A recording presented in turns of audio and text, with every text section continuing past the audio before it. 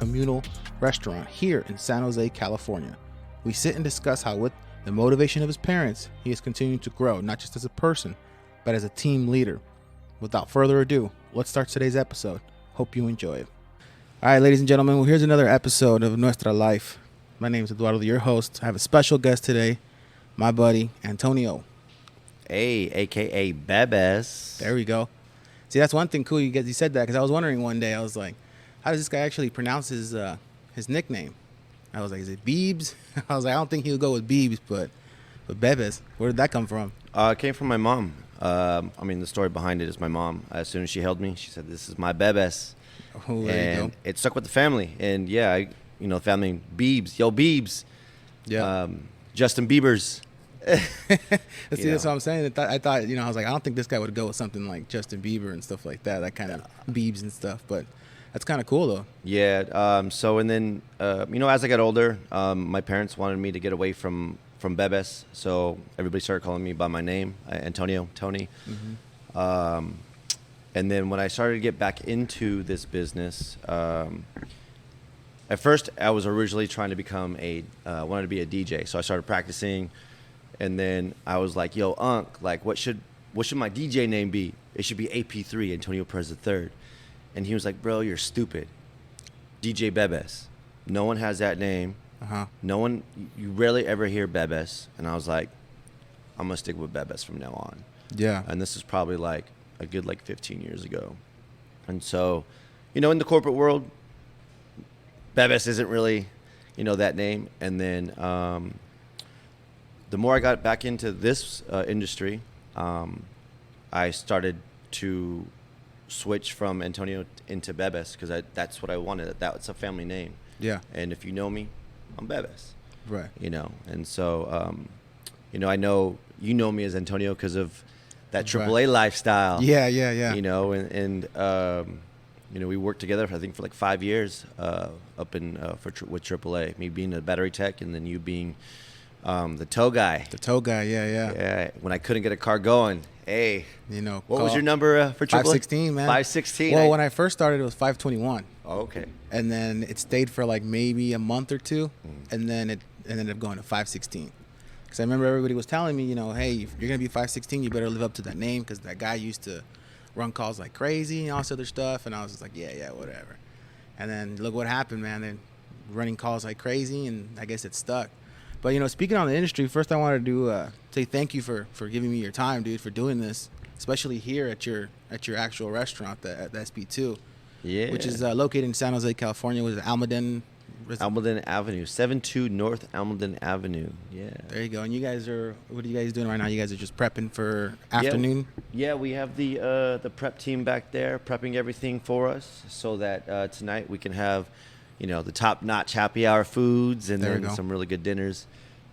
They're phenomenal, man. They're beasts back there. They nonstop work, and I can give them nothing but good praise back there. Yeah, I've been here.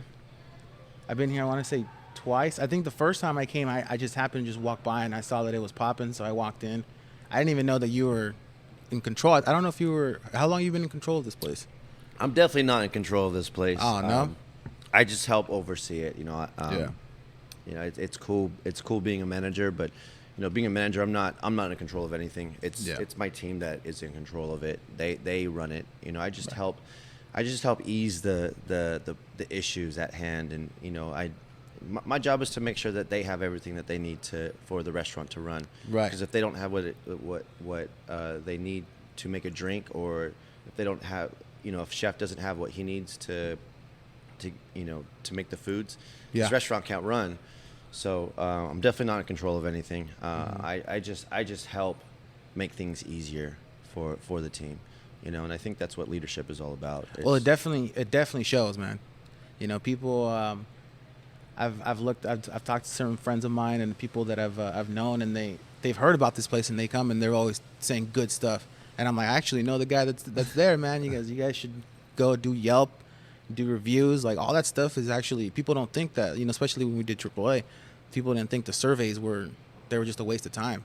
Yeah. But no, man, surveys, reviews, likes, all that stuff it matters as an algorithm to all of that stuff. Oh yeah, it's hugely important, and you know, being in AAA, you realize how important those surveys are. Yeah. You know, and Yelp is our survey. Instagram, you know, those are our surveys. You know, when people put up a post, a story on Instagram, that's in a sense that's a survey. That's saying that we're doing our job right. Yeah. You know, and Yelp tends to be the place where we do the wrong. You know, and it sucks, but at the same time, we got to take that with a grain of salt, and we got to learn from it. You know, what could we have done better? You know, what lesson could I have given my server, or what could I have helped my server do at that time to help turn that customer experience around? 'Cause that's what it's all about. It's all about the customer experience. If we're not giving the customer what they are here for, we're not doing our job. Yeah, especially because one voice can mean a lot of things. So that one person says something negative, they got a bunch of friends. They're gonna start, and it's just gonna keep going and going, and then it's just gonna be all bad. And so thankfully we have a great community, and thankfully we have a good team that helps this restaurant run the direction that the owners want to see. Yeah. And you know, and that's all that matters, the customer experience, man. Well, at least you know you guys have two faithful customers with me and my wife. We love it here, dude. When we came, it was the bomb, dude. It was good food, which I really didn't. When I was looking at the menu, I was like, oh, they make what was it? Chilaquiles. The chilaquiles. Yeah, I was like, oh, what? I was like, I haven't had some chilaquiles in a good minute. And when I finally saw the plate, I'm like, yo, this thing is like chilaquiles times 10. Like, this thing is huge. I thought it was a meatloaf at first. Like, it was big, dude. Yeah, it's definitely a casserole version, but it's nothing that's gonna disappoint. It's so good. It definitely did not disappoint, dude. Because my wife even had some of it, and she's like, oh no, yeah, this is top notch. This is good. But yeah, man. So you spoke a little bit about so the DJing. So was that something you did first, or did you do that before the AAA? I've always dabbled in it. So I grew up with it. All my uncles, you know, my godfather, Uncle Baldo, and all his buddies, you know, his crew, all of them. They were all DJs. Me growing up, so I was always around it, and I love music. I mean, who doesn't, right? And the fact that I was always around it, I was always fascinated by the record and how they knew where to pinpoint the needle, and when you can see them scratch and then make it look like it's just butter, you know, it always fascinated me. So growing up, whenever my uncle would take off to go run errands or whatever, I would go press play, you know, and I would try to figure it out. And I honestly didn't figure out a lot of stuff till I started getting into this industry, and you know, so the older I got, the more I dabbled into it. But I was always very fascinated by it. So while I was at AAA, I was a huge. I was starting to become a promoter. So I started promoting for venues. And that was your way into the music world too, promoting. So you're promoting clubs and stuff like that. Yeah, bars. Trying to throw my own parties. I was doing comedy shows, you know, one-offs. Miguel Esparza, one of our old drivers. Yeah. So he got into comedy, and he was mentioning that he wanted to get into it. So I was like, I shot him a text. Let's do a comedy show together. And he was like, let's do it. We met up, found a venue, and it was over at Southwest Billiards, over at downtown Southwest Street. And we threw our first comedy show, and it went well. It was fun. It was a good time. Isn't he about to have another show? I could swear I saw something with the comedy somewhere here in San Jose, and the name Miguel Esparza is on there. Wow. And that's why I'm like, wait, that does sound familiar when you mention that. I'm gonna look him up right now. Yeah, I'm one of my friends who does photography. I want to say he's the one that posted it, but because he does a lot of the photography for San Jose, for the city. He does the San Jose earthquakes. Okay. And he is also does like the protests that happened recently. Like he's out there, dude. And I think he's the one that posted it, but I'm not 100% sure. But yeah, I remember you were doing that for a little bit, the promoting of the clubs. 'Cause I remember I went to one that you were doing here locally too. And so what made you just not do promoting? Like why'd you do promoting instead of just DJing? Why not just DJ at the clubs, or do do that type of stuff? You wanted to do a broader helping of people, or is it just or entertaining people, or is it just you wanted to just do some one thing? Well, it's a good question. I never even thought about that. I think when I was working alongside with my uncle and we were doing like the Evergreen Pub and we were doing a bunch of dive bar stuff. Yeah. I felt like my niche was more of like working with the people and kind of getting the gigs for the entertainers more so. And then when I was going to college over at Heald, at the time I was going for business, it just taught me more of that back end stuff. Yeah. So I felt like that was more of my niche at the time, and talking to the people. 'Cause that's what you got to do as a promoter, right? You got to talk to people. You got to drill people in, let people know this is what you're doing. Try to fill the seats. And so I just, at the time, that's what I felt like I was better at than DJing. DJing was very complicated to me at the time, and then that's when, the Serato started kicking in and I didn't understand any of it. And then the programs and the tools that you needed, I didn't have the money to buy a laptop. I needed to buy a laptop if I was going to become a DJ. I know that when you are passionate about something, you'll find a way. But at the time, I don't think that my passion was all in on the DJ side. Yeah. It was more of like, let's get these gigs, and it made me happy that I was able to promote these venues, and then that was my portfolio. And then when I would go talk to the dive bars, I'm like, well, I'm doing this downtown. I got some DJs that can bring you some heat over here. Right. And that was my niche, And then next, hey uncle, I got a gig. This is $500 for the night. Let's do it. Okay, nephew. And then I would build the flyer for the venue, and that made me feel happy that I was giving my uncle's work, side money, for my family. And that's how I always looked at it, was that by me getting these gigs and doing what I was doing at the time, it was more beneficial than just me becoming a DJ. Right. And because in a way, like you're saying, you're for your family, you're building a network, because you're able to help other people. And then when you need help, maybe they got a gig or something that you can probably help promote or whatnot. Yeah. So I feel like maybe for you, it was that the fact that you liked making people happy, not just with the music, or else you would have just stuck with the DJ stuff. But you were interested in making people happy with how the venue looked, how it felt, the drinks, the just the environment of everybody, instead of just music. So I think not only that, I love drinking. So I mean, shit, after a couple years of working for AAA, I think sometimes you just got to get a couple drinks in, man. Yeah. And speaking of AAA, so what's you got a crazy story that you would want to speak about? What's the craziest call you've ever been on with AAA? Man, AAA was fun. There was a lot of stuff.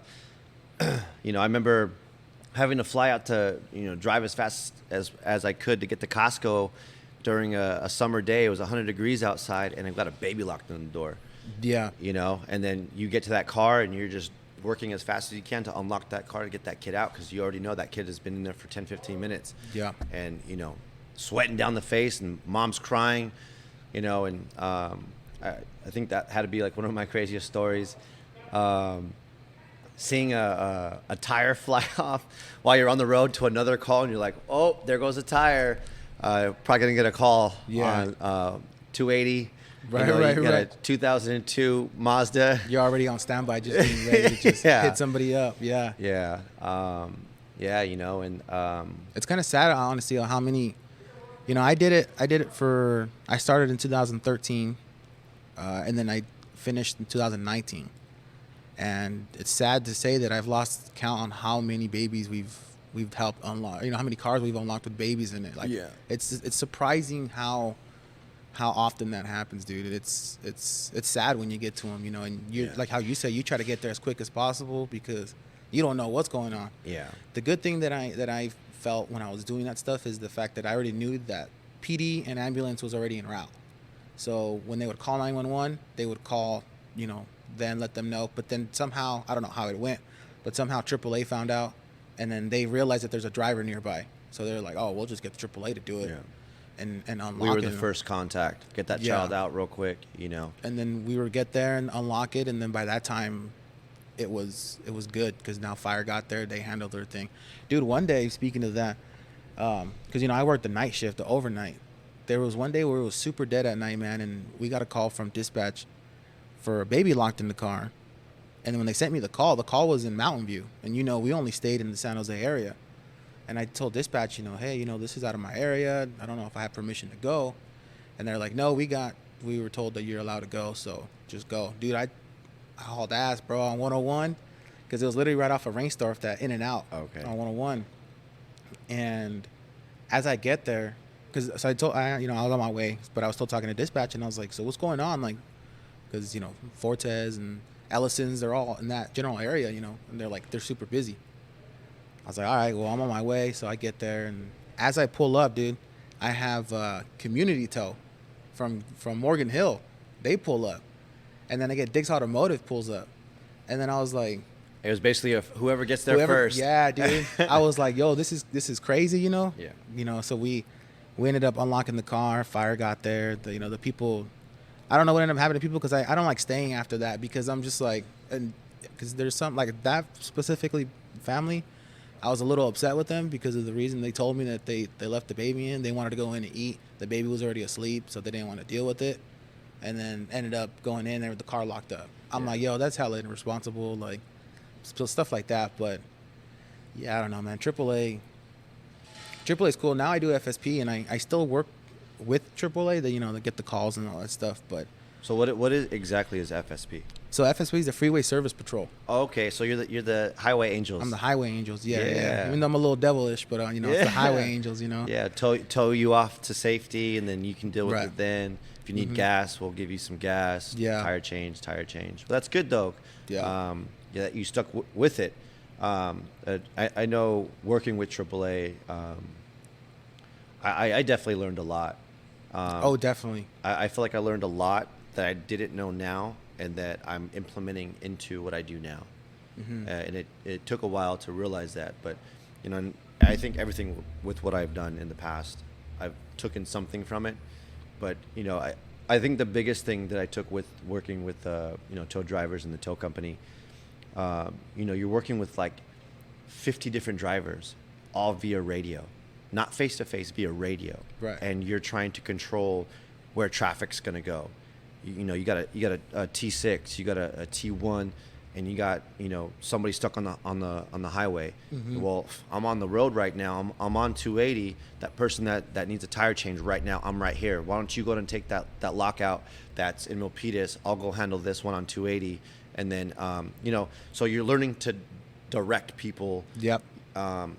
In directions that make sense for the customer. Mm-hmm. And I think that I utilize that into what I'm doing now, because you have a bartender that needs something, you have a busser that needs something, then I have 3 customers that need something all at once, so that I'm like, okay, let's do this to the bartender, busser, go handle this right now, and then I'll go talk to the customer, kind of thing. And so you're managing and directing everything, time management, all that stuff. Yeah, and then in 10 minutes it gets all done, mm-hmm. and so I definitely relate to the AAA side and implement it into this, and then do it in a manner that it gets done for the customer side. Yeah. Because I want that survey. No, but I really want the customer to be happy at the end of the day. I want them to be able to walk away and say, I had a good ass time. I want them to wake up a little, whether it was they're here till 2 a.m. and they had a good old time with their friends, I want them to wake up the next morning and be like, man, you remember when Melissa was doing that? Oh man, she was getting down, and the DJ was rocking it. I want those memories for people in their brain instilled, so that and when the next time they want to go out, they're like, hey, let's go to SB2 for happy hour. Hey, let's go there for a couple of drinks. Or if they're at their next venue or the other venue having a good time, hey, we got some friends over at SB2. Let's go over there. Mm-hmm. And that's what I know. That's what I look forward to at the end of the day, is just people saying that they had a good time and they had a good memory. Yeah. No, that's a good thing, man, because I remember here, you guys, so do you guys only have one band that comes plays here, or do you guys have a group, or is it multiple? No, we have multiple bands. Yeah. Oh yeah, we have multiple bands that come and rock. Isaiah Pickett, No After Midnight, Philosophy. Yeah, we've had multiple bands. Yeah, I think what was the one you said? No, is it No Water After Midnight? Yeah. I think they were the ones that were here when I came that last time, because they were doing like the cover of some of like the oldies songs too, and I thought that was dope. Because I mean, dude, I've always been an oldies guy. I love oldie music. So anybody that's playing that type of stuff, that's the vibe for me. Well, that's what makes cover bands is that they're nostalgic vibe, right? Mm-hmm. So anytime a musician can play a track that you know, it's gonna spark something, right? And it's gonna, damn, I remember, dude, that's a dope track. You know, I mean, that's the whole point of a DJ. DJ plays, you know, songs from back then to now, and you're like, and then they play that one hit that just hits that brain, and you're like, fuck yeah, I'm gonna. You just getting that new vibe, you getting that new mood, The nostalgic vibe, and that's what this venue really is. It's a nostalgic venue. You know, it helps bring a new style, with some music that you are known to love. Yeah, and you got good drinks. Like at the end of the day, man, it's the vibe. You walk in, dude, you start seeing people just having a good time, especially at the gates. You already seeing people sitting down or eating or standing and dancing, and then you just come in here and you see how everything is, the decor, the bottles, how it looks, the bathroom, even including the bathrooms, man. Like there's one thing where I started noticing a lot of places, which is, I think it's weird, but I like the way how some companies or some places actually pay attention to their bathroom on how it looks. There's like something about people taking care of, because I feel like if you're going to take care of how the bathroom looks, then you're worried about everything else too. Right. Because you're going through everything. And, you know, you guys have really good bathrooms. You guys have really good hallways. You guys have everything, bro. It's chill, bro. I'm telling you, the vibe, everything is plus, Appreciate bro, it, man. The team works hard here. Yeah. It's nonstop. You know, during the whole pandemic, you know, we've had a solid team, you know, and we've grown to understand that hard work is instilled in us to be able to ensure that the community can come back and enjoy what we can provide. You know. Yeah. So and speaking of the pandemic, that. how did it affect your guys' business overall? Man, it affected us dramatically. 2020 was supposed to be our best year because you know, since I've been here for about 4 years now, and you know, since, you know, every year, every quarter, it's just been growing. You know, and it's been great to see. And then when the pandemic hit, it just put a big pause on everything, you know, from corporate events to, you know, to late night. You know, we used to have a pretty good, solid happy hour. We had a decent lunch. I mean, the food is great, but I mean, you know, we had businesses all over here growing and, you know, coming out, and it just put us a halt on everything. You know, on the revenue side. You know, and it hurt us so bad that, you know, I saw the owners just like breaking, and that's what broke my heart, was that, you know, because I'm here for them as well. You know, I got to help them construct a business to make revenue, you know, and when seeing that, it like, what do we got to do to get back, you know, and then when they would tell us, all right, let's do it. All right, let's do it. I'm not going to quit, you know, and then next thing you know, you're sitting there and you're trying to motivate your team, and your team's trying to motivate you, and, you know, and, but I'm definitely blessed for this place because this pandemic, you know, with the health issues of mental health, being stuck at your house all day long, this place kept me busy, and it kept me sane, you know, and now after all the pandemic, and as we roll into the endemic, seeing this place thriving again, man, it's like, that's what hard work is for. Right. It starts giving you the motivation even more now because you're like, oh, I'm waiting for opening day, quote unquote, so it's all big. Yeah. But during that pandemic, you know, we had, especially here in San Jose and all over America, they had the protests and stuff. And I saw it was going down Santa Clara Street and all that. How did it affect you guys in any way? Like, did you guys had to close down for lunch or anything like that? Or was it just kind of just passing by? It did pass by, but yet a couple times we did have to close down because, you know, the team got weary, and we wanted to ensure that the team was safe. Right. You know, we didn't want to like run business, and then next thing you know, we close up and somebody goes to their car and gets jumped, or something stupid like that. You know, so it did affect us. You know, and we're all for what's right. Yeah. You know. But thankfully nothing bad happened here. No loitering or anything like that. Yeah, because I noticed that they were closing down, especially near the city hall, because that's where a lot of people were gathering. Was all through there, and then there was a lot of stuff. The biggest memory that I remember seeing on IG was somebody pushing a dumpster that was on fire. Yeah, I saw that. Yeah, and I'm like, what are you doing? What does this have to do with the actual cause of it? But right. To each their own. Everybody do what you need to do, what makes you feel good. I just hope that the intent is where it needs to go. Right. And I think that's where everything gets lost. Everybody just wants to. Now everything's videotaped. Everybody's on the phone. Everybody wants to get clout or whatnot. So there is people that go out there for the peaceful protesting. But yeah, you're always going to get somebody that's going to get rowdy, and then it's just going to escalate and get where it doesn't need to get to, violent. Yeah. But we I'm glad that things are going back to normal. I'm glad that we're finding justice in the system. Mm-hmm. I'm glad that people are able to go out and speak their mind, and the fight can't stop. Right. And as long as we don't stop and get what we feel that is right, and we stop what is wrong, then that's all that matters. We just don't stop. Yeah, especially the community needs to get together. That's what it is the community. A lot of people start not hating on their neighbors, but they're more of like, you worry about you, I'm going to worry about me. Yeah. But at the end of the day, you got to also think about everybody uniting as one to help each other, Yeah.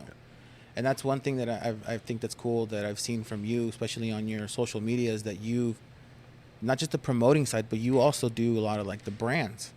Because I see that you're wearing the San Jose Giants, the churros. I actually do security there. Really? At the San Jose. I just found out about what this logo stood for and why they did it, and I was just super happy. I was like, "That's dope." I never knew that all these years. I'm in, San Jose native, and I never knew it. And obviously, I'm not paying attention to my community sometimes, but yeah, it's a dope cause. And then so Headliners, a boutique downtown San Jose in Japantown.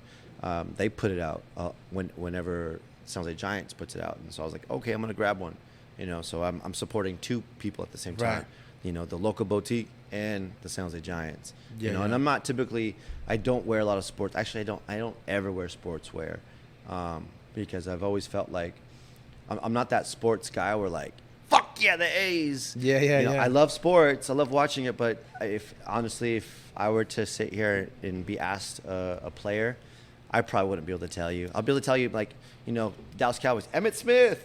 Right. But really right now, I don't really pay attention to it. But I enjoy the competitiveness of it, and I enjoy watching everybody get riled up for it. But typically, yeah. But you should check out the jersey. I seen some of them on Via's IG, and I was like, all right, I probably should go shopping. Mm-hmm. Yeah, they sell them at the little store that they have at the stadium. Okay. I'm not sure what the pricing on it, but I mean, they just recently opened up the stadium again. Yeah. So now the season started, but during the pandemic, they were doing comedy shows. And they were doing drive-ins too. Yeah, and I thought that was dope. BMO, Brian Moore, he was part of a lot of them, and man, just listening to his stories about it and how happy and excited he was, it was dope. It's dope that the San Jose Giants agreed to do it to give the community a little bit of an outlet, Yeah. So, yeah. So what is Headliners? Headliners is a boutique downtown San Jose, Japantown. Uh-huh. They're the first company to bring Huff brand out here to San Jose, and they've been around for some moons. And it was probably 7 years ago I reached out to them. Thought they were a really dope brand, and then really persistent on it. I tried a couple times. They gave me a no, and then I reached back out a couple years ago and had a little meeting with them and met the owners, and I was always just memorized by their simple but dope look, the paperboy look, some of these designs they're really dope, and so we talked to each other, came up with just had a dope conversation, and I'll wear your shit, and cool, and so that was it. So that was done on purpose. What you have on your sweater? Yeah. Yeah. When you take that selfie, See, that's smart. Yeah, I'd always see your IG with those pictures, and I'm like, that's a cool sweater. Like it looks, and I don't want it to be disrespectful, but it looks basic, right? But at the same time, it catches the attention. Yeah. So it's like you think it's nothing, like, oh, it's just a regular shirt. It's like, nah, but look at it. It's like I mean, look at this design. It has that paperboy, because that's what it's a paperboy look. But look at that newspaper. I'm like, yeah, that's all from I them like too. That. Yeah, and I'm like, that's dope. So I enjoy their stuff. Their product and quality is legit. It's well worth the price. I have shirts that I've had for like 4 years, I think now, and it still looks brand new. Yeah. I mean, I obviously starch it, take care of it and all, but I mean, I've had other shirts that didn't last me that long, and after washing it so many times. But yeah, I really enjoy their brand. I really, what I enjoy more is who runs it. Everybody who runs it is really nice, really dope. Some of them are DJs, some of them are photographers, some of them are artists. So they all have they're all in the same niche, and so they're in that same network that stuff that you like, the stuff. Yeah. That's the thing. So if people get sponsors or people could do collabs and stuff like that, it's with people and stuff that you enjoy yourself.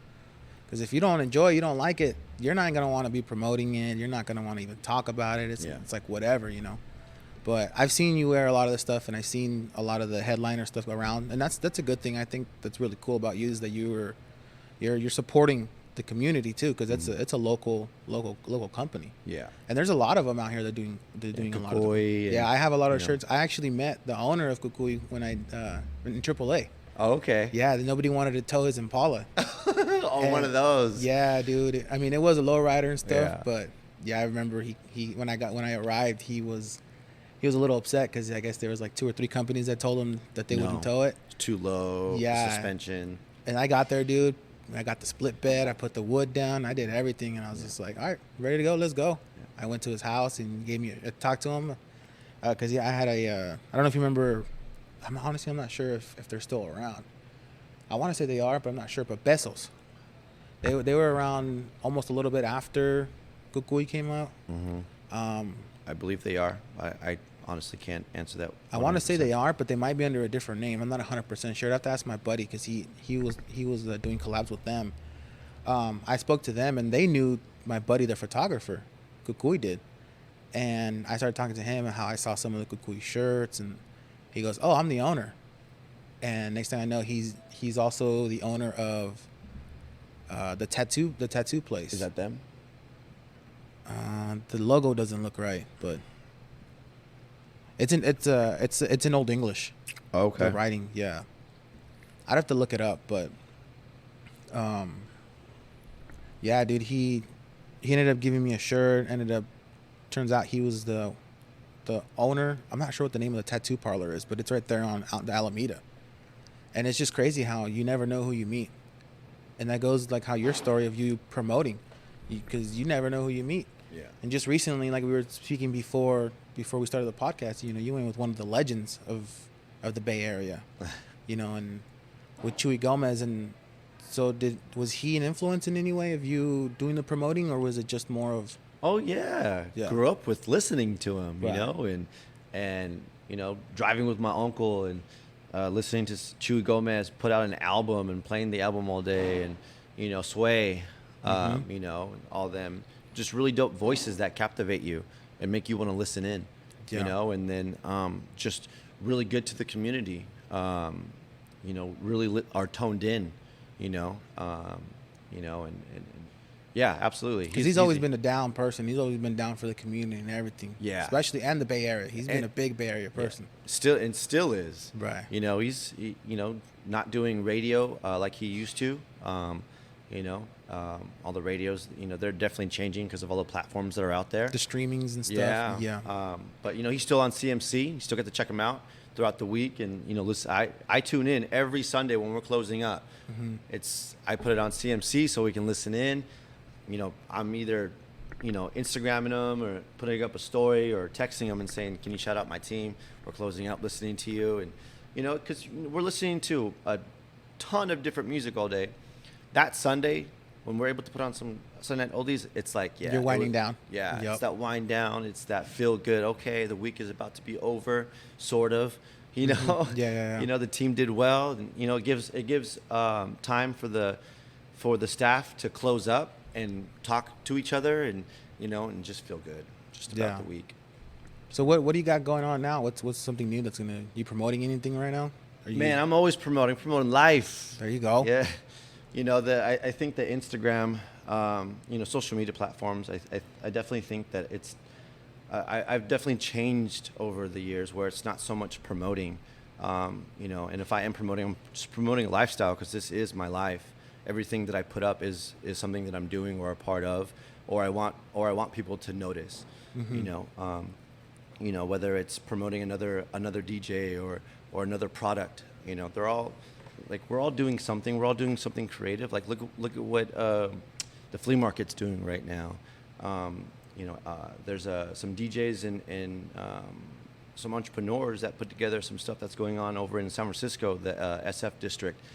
You know, it's like a mini market with a bunch of vendors out there and live music. You know, stuff like that. It's dope. Especially mom and pop shops. People are just, and I credit. There's so much good food out there, dude. Yeah, so much good food. It's just crazy because I credit some of that to the pandemic, because people were doing their 9-to-5 jobs. They were just sticking to whatever they do, doing the same routine, and then pandemic hit. Now you kind of got a life check. Yeah, you're like, what am I doing with my life? What am I, you know? Yeah. And so people started. I know a couple friends that started their companies to, you know, they do the designs on the cups or the shirts and all that, and then I started this. You know, I've been thinking about doing podcasts for a while, but pandemic happened. I was like, well, you know what? I got a laptop. I got Zoom. I got, you know, cameras. I can do this. Even record it on my phone, and it'll automatically record that. And I'm like, I don't need to see people in person. You know, we could still do this stuff and talk to people. And so, you know, I think it's just crazy how the bad thing of the pandemic turns out to be something really good for a lot of people. Absolutely. It put out so much. It made people put out their creativity, and home it in. You know what's crazy about that too, though, is the fact that I feel like more people are going to support those local businesses than the big companies. At which we should. Because if you remember, during the beginning sessions of the pandemic, when they started shutting down stuff, they were telling everybody to shut down except for Walmart, Target, these big people. They were still making money. Amazon, everybody was still making money. But what about everybody, all the smaller companies? Yeah. And now everybody's like, nah, I'm going to go hit up this person, support my friend, and get his stuff. I like his stuff, so I'm going to get that. You know, and that's what we all needed, especially right now. Huge support. Like, you got Rory out there. He, you know, got married. They bought a house. They started fixing up their yard. And the next thing you know, he went from, you know, DJing and dancing, being a teacher, and now he's making his own sauce. It's called Ilroy, you know, and I just bought 2 bottles. I haven't touched it yet. I plan to, but I'm barbecuing this Monday, so I'll try it this Monday. There you go. But yeah, like, you know, and then you have DJ G Stacks. You know, DJ, he was also a teacher, so he never stopped working as far as teaching, because he was a teacher, teaching via Zoom and all that. But he was like, man, what am I doing with myself, you know? And then he loves to cook. Yeah. You know, next thing you know, he created Shrimping It Easy, does little pop-ups at breweries and, you know, throughout the Bay Area, Oakland, San Francisco, San Jose. And, you know, he's making these dope-ass sandwiches, these dope-ass tacos, and he's booming. He's doing well. And he's like, man, it's to the point where I got to hire on people now. So he went from just trying to do it for himself, and then now he has to hire on 2-3 people. So now he's giving people jobs, you know. So he's sharing the wealth. Yeah, you know. And so he's like, I had to go buy a new stove, because I need to have 2 stoves to be able to keep up with the demand. Yeah. So yeah, seeing these people do their thing and creativity, it's dope to see. Yeah. Nah, that's super cool, man. So. But, I mean, as far as, like, where I see myself going right now, what's new, man, I feel like there's a lot, but I don't know. You know, I think right now what I really need to focus on is learning how to become a better leader, and grow.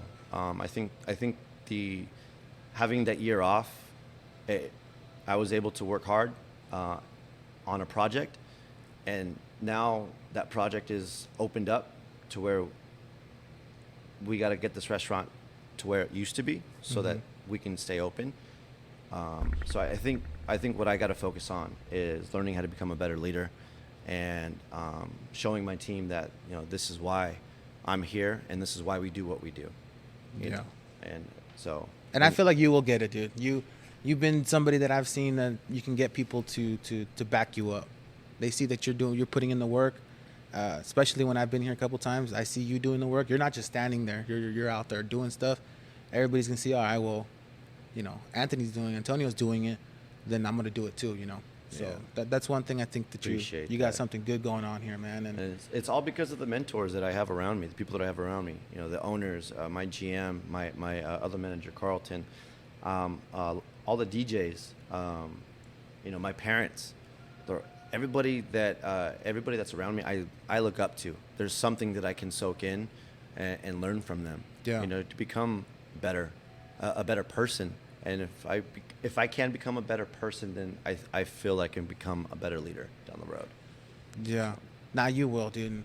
I can't wait. I can't wait to see what you got going on, man. Because I always watch your stuff, man, and it's like it's motivating for sure. Appreciate Because I'm that. like, if I know this dude for a while now, and this dude's going up there, I was like, I need to start stepping up too. Yeah, we're going on like close to 10 years, man. Oh yeah, of man. knowing each other, because, you know, the whole AAA days, and, you know, you've man. Do you remember those times I've called you randomly, like, hey, bro, I need to jump.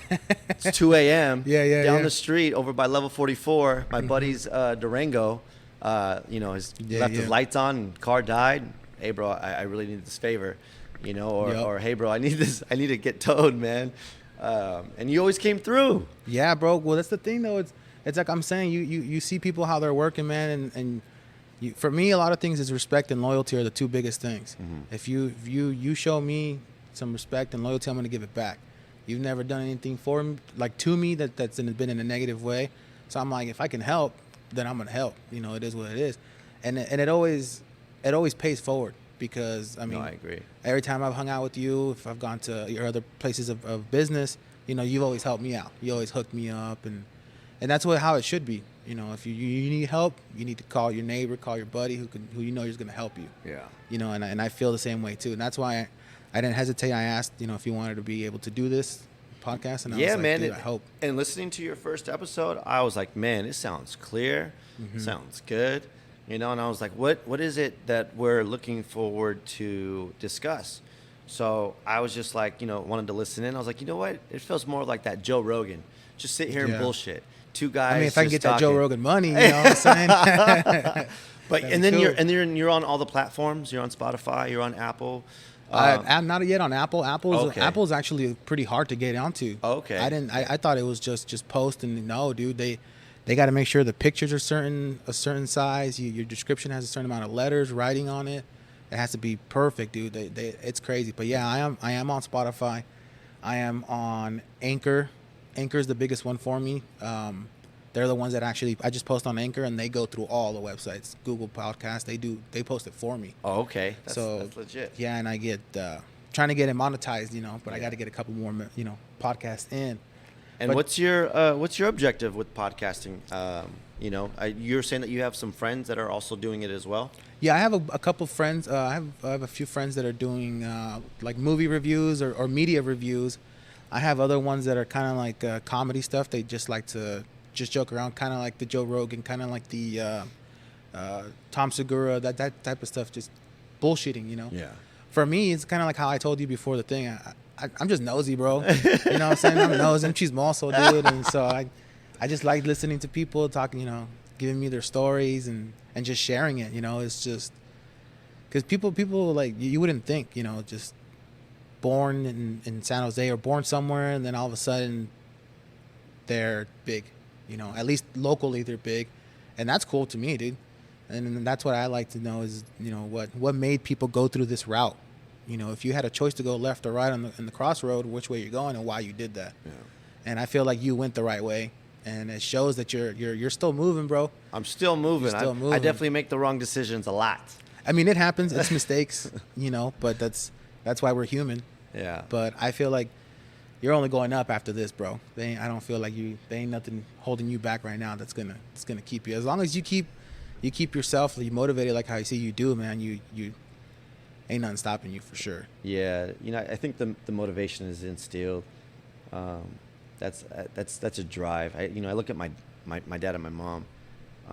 They're running their own businesses, and my mom was never into entrepreneurial stuff. She hated it. She was the corporate 9 to 5. And now she's kind of putting her feet in there. Mm-hmm. And because she knows the corporate side, she's going to know how to run her business the way she wants to, right. The right way. And then my dad was always in that entrepreneurial stuff, never a corporate side. And now he's able to learn it next to my mom, and understand why corporate does this and why we should instill some of that into this. And then it just makes it for a stronger relationship. Because they're working side by side, they're teaching each other how to grow, and that's what keeps me motivated. Right. I'm like, in my mind, I want that. Right, because you see them not giving up. You see them still working hard and busting their butt. Yeah, and you're like, I'm gonna do it too. And then when we move, if we were to go into the discussion of the owners that own this venue, watching them stay strong, watch them stay motivated for the community, and do the things that they are doing for the community. I'm like, I want that too. Mm-hmm. So then I'm like, I gotta keep these guys near me so that I can learn. I got my GM. She knows a lot that I don't know, and I'm like, I better hold on to you too. Right. I gotta learn, because if I don't learn from all these people, then I'm not going to school for any of this. Yeah. So, I gotta learn hands on, and whatever I can take in day by day, take it in, try to implement it. Maybe I don't do it right away. My mom is always big on me about, you don't listen to me, and I tell you to do this, and you don't do it this way. And I'm a knucklehead, and I'm also hot-headed, especially with my mom. And after we have our discussion, I sit down, kind of calculate. All right, you know what? My mom is right here, on this side of it. On this side, I know I try to implement it. I didn't do it. I didn't execute the right way or the way I should have. Right. So let me go back, rewind, go back in my notes, go back in a book that I was, I'm reading or I was supposed to read, and recalculate. And, okay, all right, my mom was right. This is the way I'm supposed to do it. Or, right, the owner Tin, he said, this is what I'm supposed to do. Okay, do it right. Do it this way now. Yeah. Stop being a knucklehead. But they are the ones that keep me motivated, because I'm like that guy that, like, when you were little and you had that cousin that would just always follow you. I'm that to them in a sense. Like, I'm just going to keep holding on because I want to be like you, or I want something that you have. Yeah. And watching them all enjoy what they're doing, that's even more like why, so that's all of the little things that just keep me You want a piece of that engaged. euphoric feeling of keeping up and achieving stuff. Yeah. I definitely see that, man. Well, hey, man, I really appreciate you giving me time of your life right now, man. And where can we find you? You guys are going to be opening up soon here, right? Yeah, so we're open as of right now Wednesdays to Sundays. Wednesday, Thursday, Friday, Saturday, we have happy hour from 4 to 6. Mm-hmm. We have killer happy hour, though. And you and your lady got to come by, man. Come Yeah, enjoy some, get a little night out. I know you guys are all working hard in pandemic. I know you're stuck in 4 corners. Yeah. So you definitely come by and enjoy it.